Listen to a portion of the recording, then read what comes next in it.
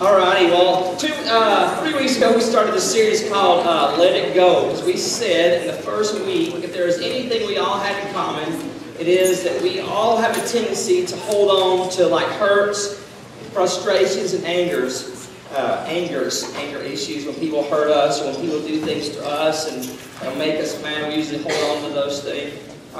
In the first week we said that the more though it's our tendency to want to hold on to a grudge, we said in week 1, the more we hold on to a grudge, the more the grudge really begins to get a hold on us. And we use the illustration, which I'm sure you're probably tired of by now, of the snare. If you're going, and we set snares for coyotes, and what happens, the coyote goes through the snare and he gets his head through the little noose, and then it begins to choke him. And so he does what most animals would do, is run, and basically it kills him, it chokes himself to death. And that's kind of what we said is like, when we choose to give in to anger, we choose to not give in to, we choose to not embrace forgiveness, it really chokes the life out of us. And then we said last week, we said that forgiving people forgive.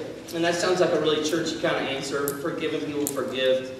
But we said the reality of that is that when we begin to understand the depths of our need for forgiveness, we really are in a place that we are much more likely to begin to forgive.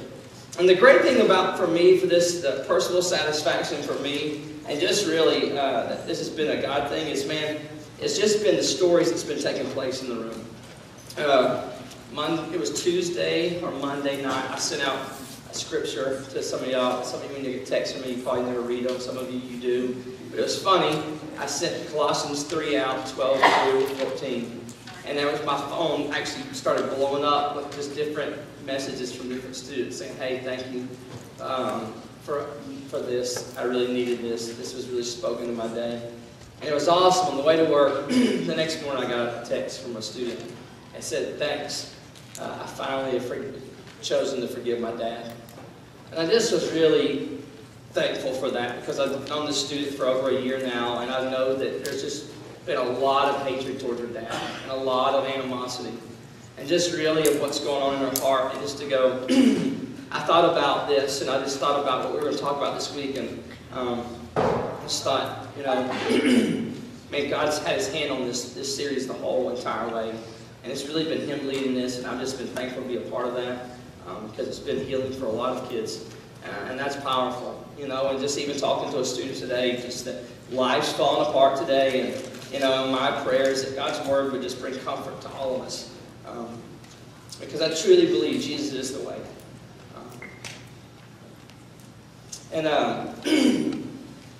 So growing up, I didn't grow up in Texas. My wife was born in Texas, so she claims that the thing I know about you Texans is y'all are very prideful in that you're from Texas. Now that I've lived in Texas, I kind of understand. You know, it's funny. Someone said the other day I should move back to Atlanta and work at a church, and I was like, no, I have no desire to move back to Atlanta. I could go, don't mention that to my parents at all, because they would be like so excited, but I have no desire to want to go back. I love all the animals that I get to kill here in Texas, so it's a lot of fun.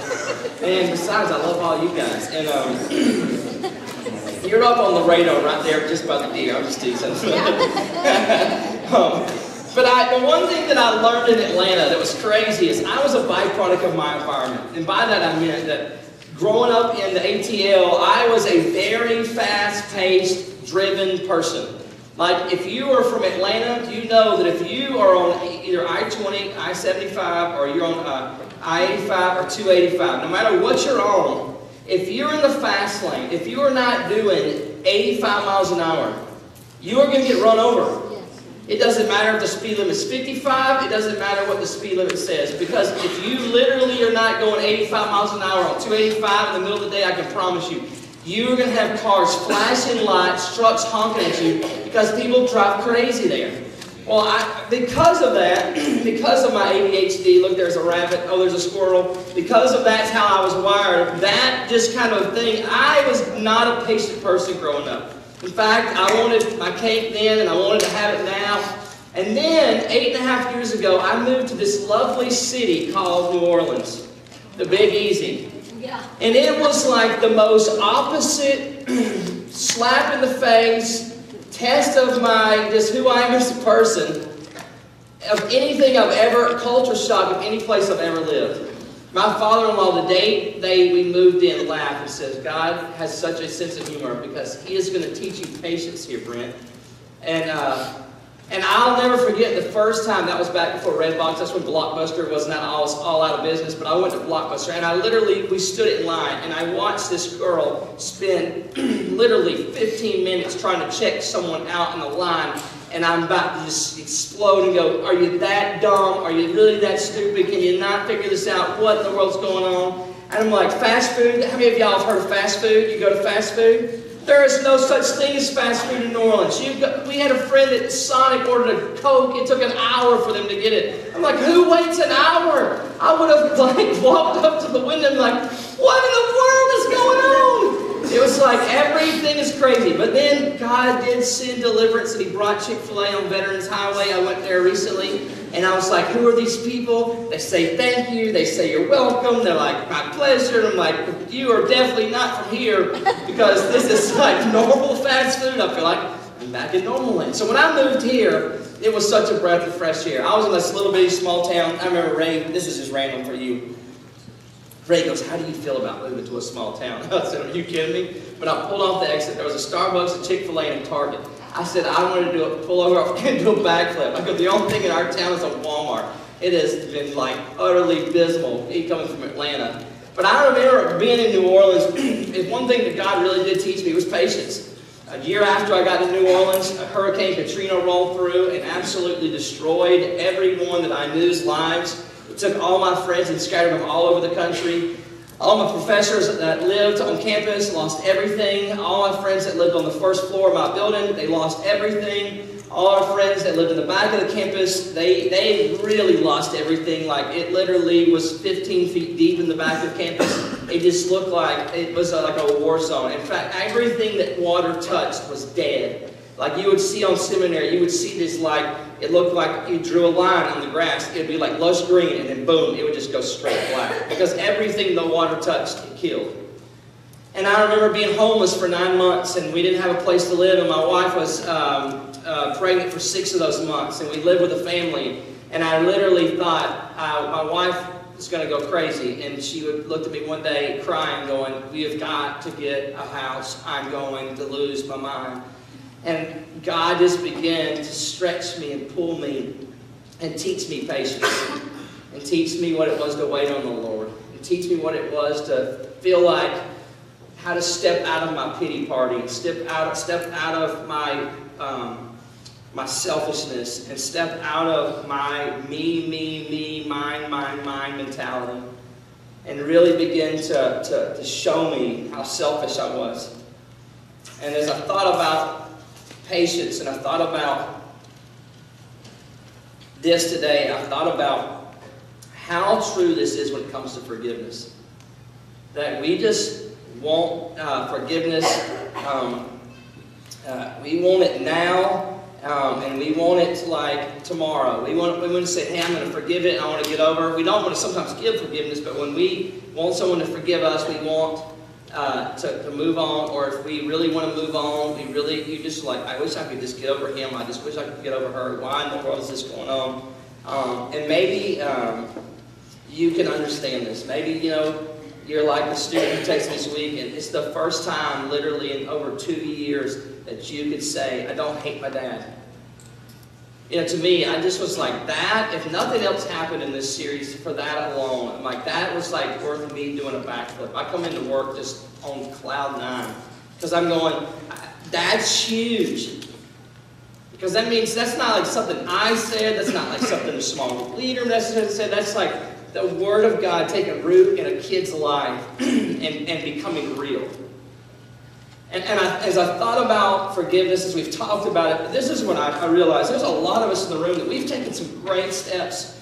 We've decided, you know what, it's better for me to let something go. It's better for me to let go of all this baggage than to carry all this junk around with me.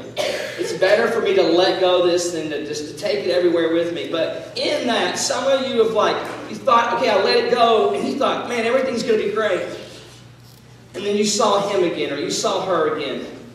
Or your parents did something stupid again. Or your dad come home drunk again. And then it's like, okay, all these feelings start coming back to the surface of being frustrated and mad and upset and angry. And we begin to go, okay, I thought I'd let this go. And so the bottom line tonight is this, is that true healing, it takes place when we take our focus off our pain and we begin to put our focus on what God's doing in the greater picture of stuff. The true healing takes place when we take our focus off our pain and begin to ask God to show us the bigger picture. And the tension that you live with is the same tension I live with. We have a tendency only to focus on our pain. We have only to focus on what's going on in our hurt instead of trying to see what God's trying to do in and through our lives in the midst of trials. Because I was telling this to a student the other day, I go, I can't think of really many times in my life where there was not pain where God did not grow me. And I can tell you there's very few times in my life where I grew spiritually where everything was just hunky-dory, everything was great. It was usually because when everything's going great, everything's going good, we just go on autopilot like, man, yeah, I'm the bomb. Jesus, you're good. But really in the back of our mind, we're going, I'm in control and I can do this. And then when stuff just kind of hits the fan, we just go, well, maybe I'm not that much in control and maybe things are not what they seem to be and maybe I do need to kind of spend some time with God.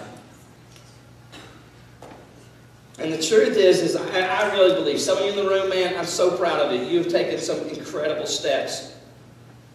But here's what you need to know.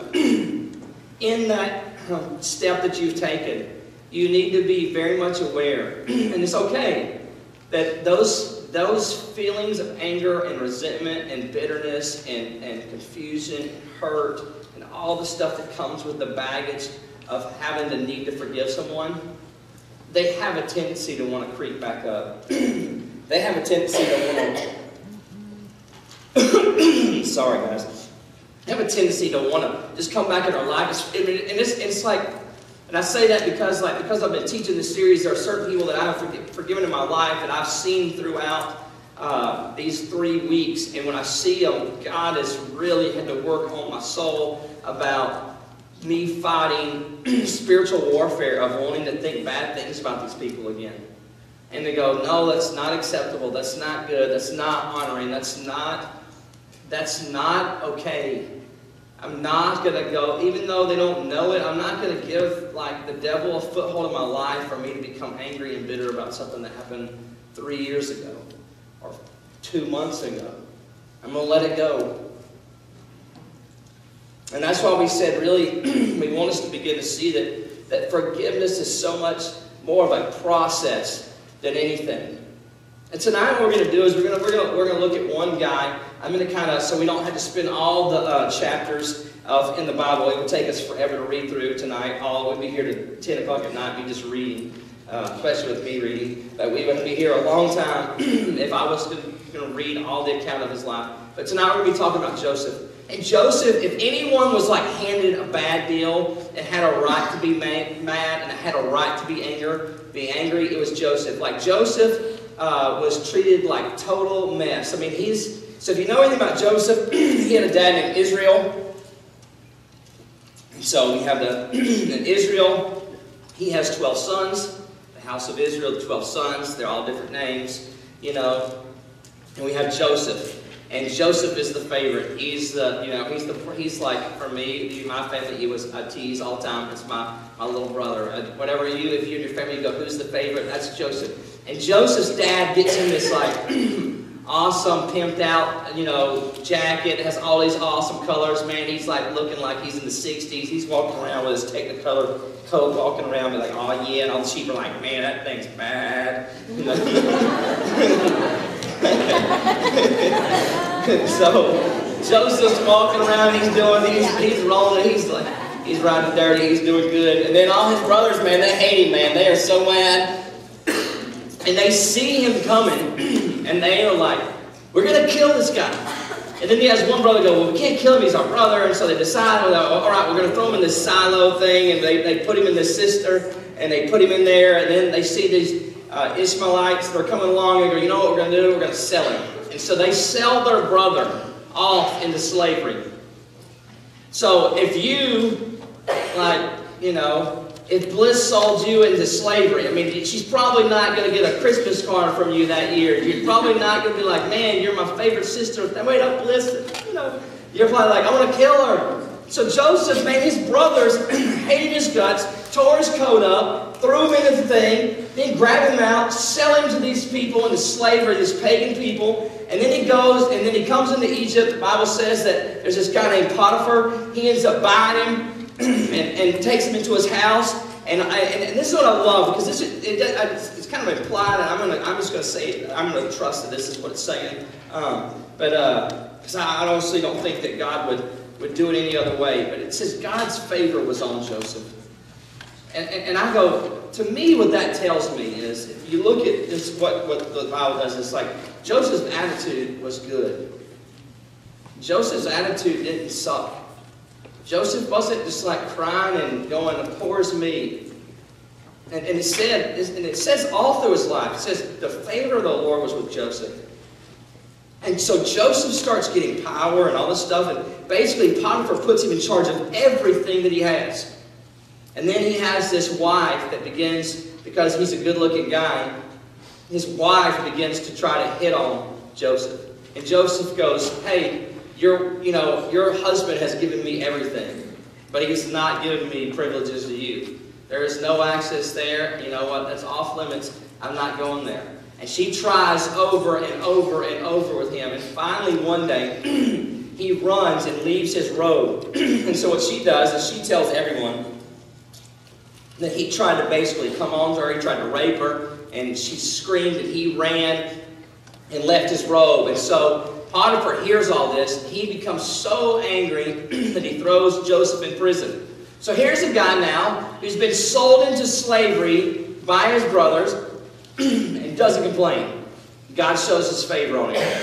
He gets elevated to power, and then he gets falsely accused of messing with this guy's wife, and now he finds himself back in jail. Well, while he's in jail, what happens again? He finds favor with the Lord, finds favor with the jailer. And so the jailer puts him in charge of everything. So he's in charge of everything that's going on in the jail. And then this cupbearer and this baker, they get put in the jail out of Pharaoh's house. And they were there. And then they had these crazy dreams. And Joseph sees them one day and he's like, man, you're like all like sad. What's going on? You know, you look all emo today. And they're like, no, I had this crazy weird dream. And so it made me paint on my fingernails. And so I'm now like listening to my new music. And so I've been spinning the Cure in my iPod.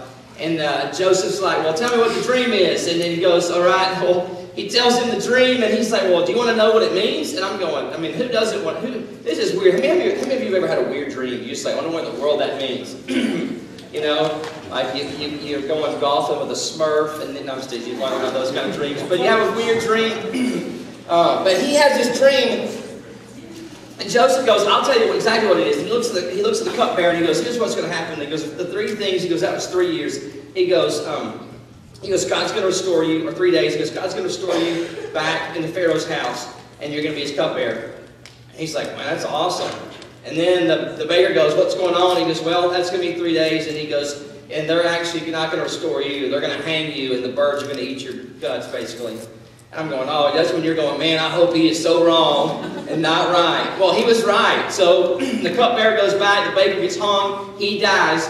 And all Joseph says is like, hey, bro, if you get back with Pharaoh, if you get back with him, could you at least remember me and give me a good word? And it says the cupbearer forgot about Joseph. And 2 years later, Pharaoh has this crazy dream. And it's like he's got like these 7 things of bales of like, weed or something, and 7 of this. He's like, what in the world's going on? And he goes, well, man, you're about to have 7 years of, and so he's like, well, hey, he goes, when I was in prison, there was this guy, and he would interpret my dreams. So Pharaoh calls for him. And then I love Joseph. Joseph says, well, I can't interpret it, but the Lord can, and I'll do it. And I just go, this just shows why God's favor is all of him. He's like not going, oh yeah, I'm the man. I'm interpreting everybody's dreams. He's like, no, I don't have a clue, but I know the Lord will tell me. And so, and he basically says, hey, there's like this many good years of like prosperity and stuff. And he goes, man, and then you're about to get hammered with 7 years of famine. and it's going to be bad. He says, so you better store up grain, and you better store up supplies because in abundance, because there is hard times coming, and if we don't, we're all going to die.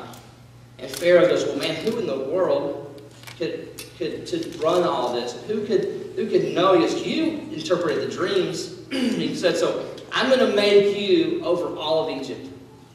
He said, there's no one going to be higher than you other than, you will have as much power. The only difference between the two of us is my name is Pharaoh, which gives me just a little edge over you.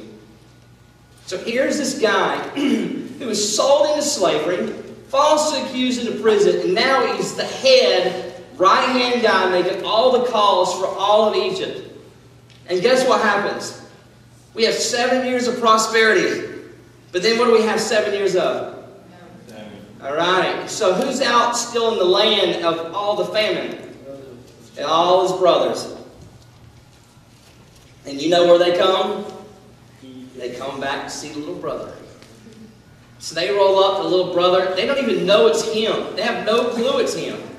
And they start telling all this thing of like, hey, da-da-da. And then he basically, long story short, he says, hey, okay, well, I want you to go get your father, but I want you to bring me another son. And he puts some silver in their bags, and they come back into this thing, and then he sends, and he gets Benjamin, and he tricks where he has this thing. And the reason he did that is because he wanted his brother to come, and they're like, what in the world's going to go? And they takes Benjamin. So all this stuff's going on, and he finally tells everyone to get out. You need to go home and read your Bibles. It's really cool, but just for the sake of time. Yeah.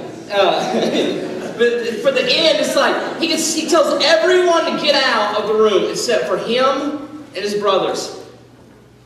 And it says he begins to weep.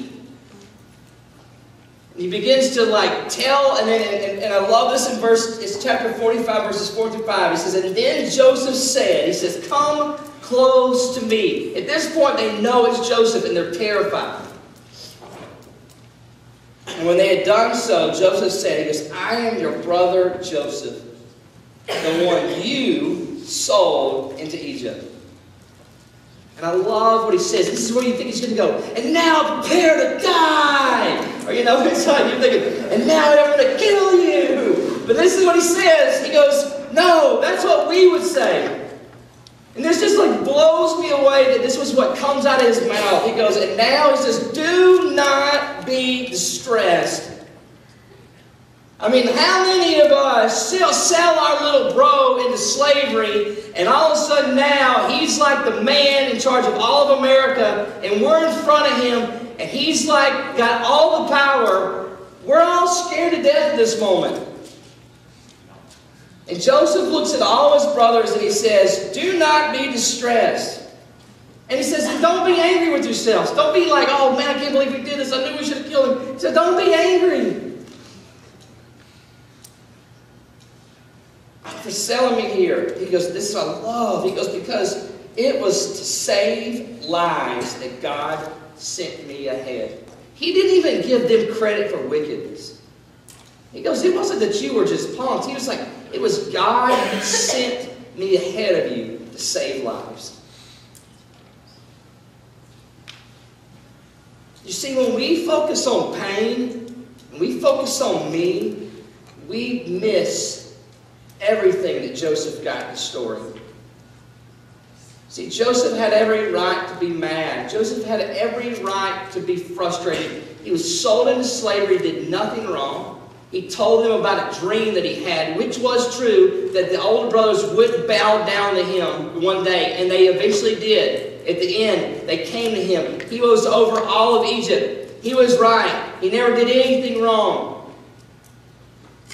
And then he goes, and he's a man of God. He does an outstanding job in this guy's house, and his wife's coming on to him. He's an honorable friend. He's like, I'm not going to touch you. And she lies and sets him up, and he finds himself in prison. And like he has every right to be mad and say, the world has done me wrong, but he's like not going to take that road. He chooses to see, though, that God had a purpose. Because Joseph had this incredible ability to look past his pain and begin to see what God is doing. And what's so amazing to me is Joseph didn't seek to take revenge. He didn't go, all right, this is when I'm going to stick it to my brothers. And if he did, honestly, all of us, if we were reading this story like we would read other stories in the Bible, if all of a sudden I said down and Joseph said, punks, suffer now, and he cut all their heads off and let like the maggots eat them, we'd all be like, well, they got what they deserve. But that's not what happened. Joseph goes, what you meant, don't be mad. What you basically did in evil, he goes, God was in on this. God was sending me ahead to save a bunch of people's lives. But God was sending me ahead so I could save your life. So that I could show favor to you. So that I could show that despite how you miss the mark, that a loving God still has a plan for you and wants to pursue you. Instead of staying bitter, instead of plotting revenge, Joseph left room for God to move. And your parents' divorce, and the breakup that you recently gone through, and the friend that used to be your best friend last year, but now y'all don't ever hardly ever talk to each other. Do you leave room for God to move? You know, when you have an injury, or maybe you have an illness, or maybe you have some chronic pain that you've been dealing with for years, do we leave room for God to move? Or do we always just focus on the pain and be so self-absorbed that we miss what God's trying to do? I mean, he's looking in the eyes of the guys that sold him into slavery. But instead of seeing an opportunity to get even, he sees an opportunity to be a blessing.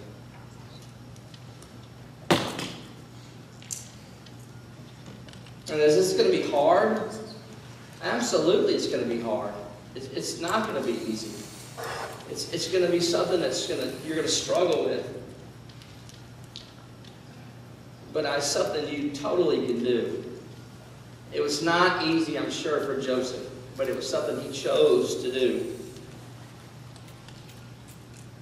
And this is what we do when we choose to live in bitterness. Most of us know what this is. It's a paper towel dispenser. I look like a crazy pirate. I'm looking at Sydney right now. Smile for me, Sydney. But what happens is when we choose to give in to pain and bitterness and anger, this is how we see the world. See, all I can see right now is Madison, Hannah Carnes, Dylan, Sydney. Kind of see a little bit of Kirsten, Brooks. See, Jordan just stuck his head in there. See, I'm very limited in what I see. I was just blessed because Jordan stuck his head in there. I mean, my day's complete. But we have this view. So like when I am focused on this, like when I am looking like this, I'm getting a very limited. Though these people are nice looking people, they spend some time on their hair. They're looking good today, I'm thinking I'm getting a very limited picture of what is going on in the room. See, I'm missing that there's like 100 other people in the picture. And a lot of you, this is how you're choosing to walk through life. You're just choosing to look through life like you're looking down a hole because all you can focus on is your own personal pain and how you got done wrong and how someone messed you over and how this isn't fair and how this isn't right and how this shouldn't be and all this stuff. All the while, you're missing all this that's going on. And you're missing all this room for God to move.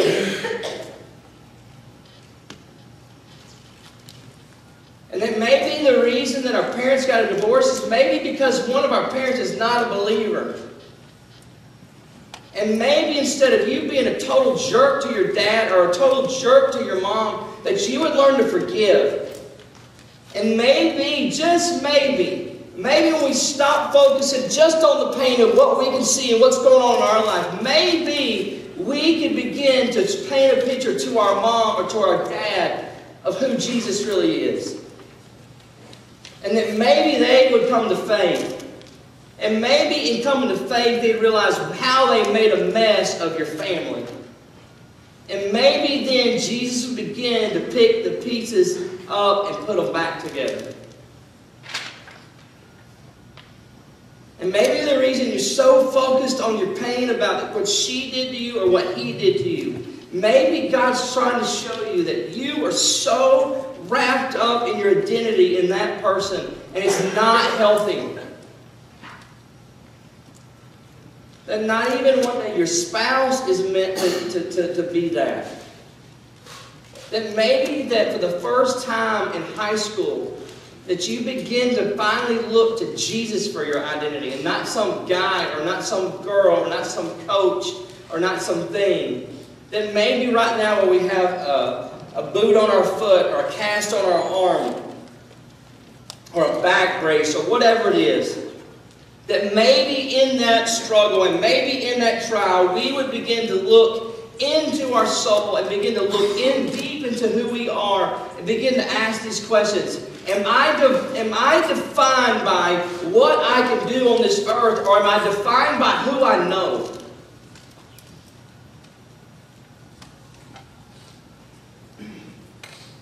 And hopefully that we would all get to the point that we go, I'm not defined by anything other than who Jesus says I am. And when we get to that point, it's the most freeing thing in the world.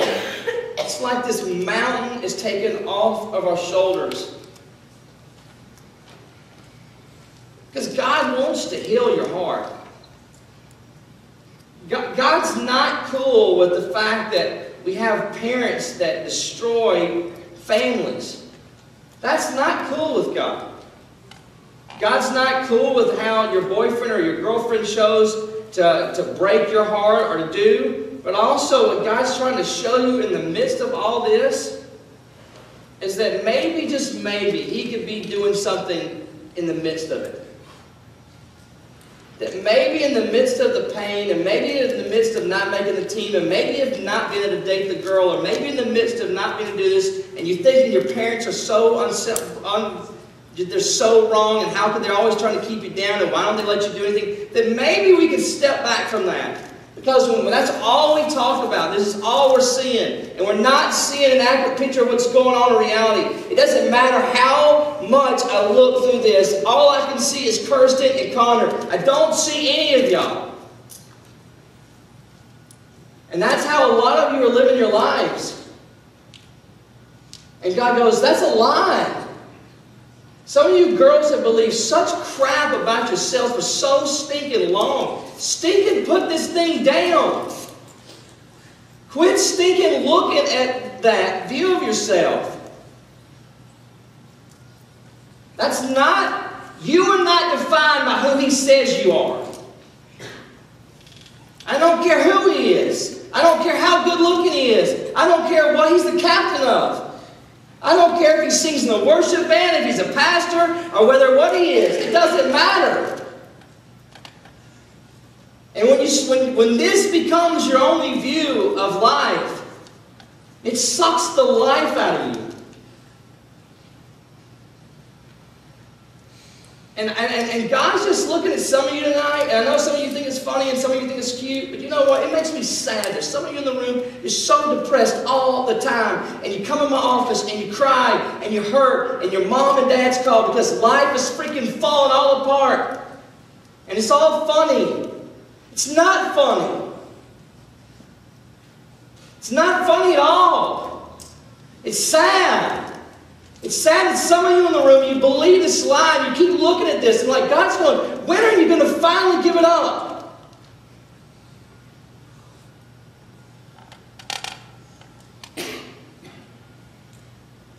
When are you finally going to just let me come in and show you how much worth you have?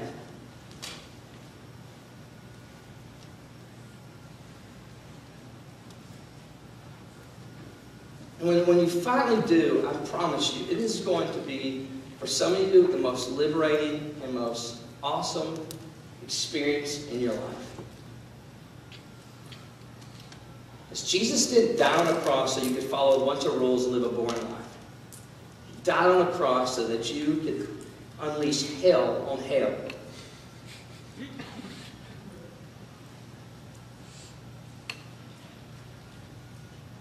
I'm sorry if I seem like I'm mad or frustrated. I'm just passionate about this because I love you. And nothing hurts my heart seeing a teenager walk in a defeated life because a lie the enemy's put in your head.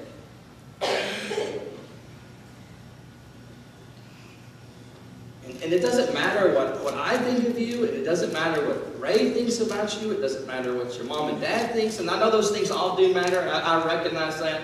If I recognize because of my position, if I said certain things, it would be extremely hurtful to some of you.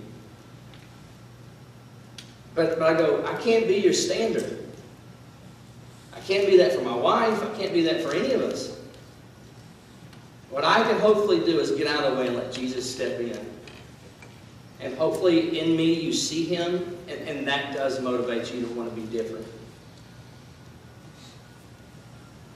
And that maybe for some of us in the room that we finally let go, but also realize that letting go is not a one-time event. It's a process, and it's happening every single day. And just when you feel like you got something beat, you're going to find a new struggle. And you're going to find another area where you need forgiveness. But that's the beauty of Jesus, is the more holy you become and the more godly you become, the more He shows you just how unholy you are. But the beautiful thing about it, you realize how much more He still loves you. So my prayer for you tonight is simply this: that you would trade this warped view of the struggle that you're in right now. That you would step out of the cancer that's invaded your family, the divorce that's wrecked your house, the relationship that's gone south, whatever it is, whatever's that brought pain in your life, that you'd be able to put this view of it down and really get a full picture of what God's really trying to do in your heart. Because just possibly, God might be rising some of you up in this room to be Josephs, to be Esthers, for such a time as this. That God would take you out of your pain, out of your brokenness, out of your comfort zone, to send you to Australia, where you don't know anyone, to send you to, wherever. And that maybe that God, the reason that you're so nervous about that, the reason is because in that moment we realize how much we rely just on ourselves and not God.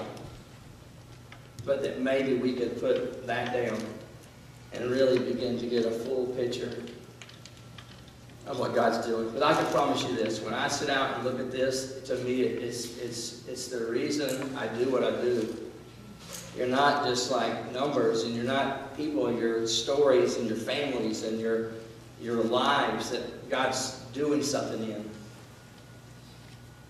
And I go, you have the power to change the world. But the only person that can do that is you. So Jesus, we ask, God, we would ask that you would just give us the courage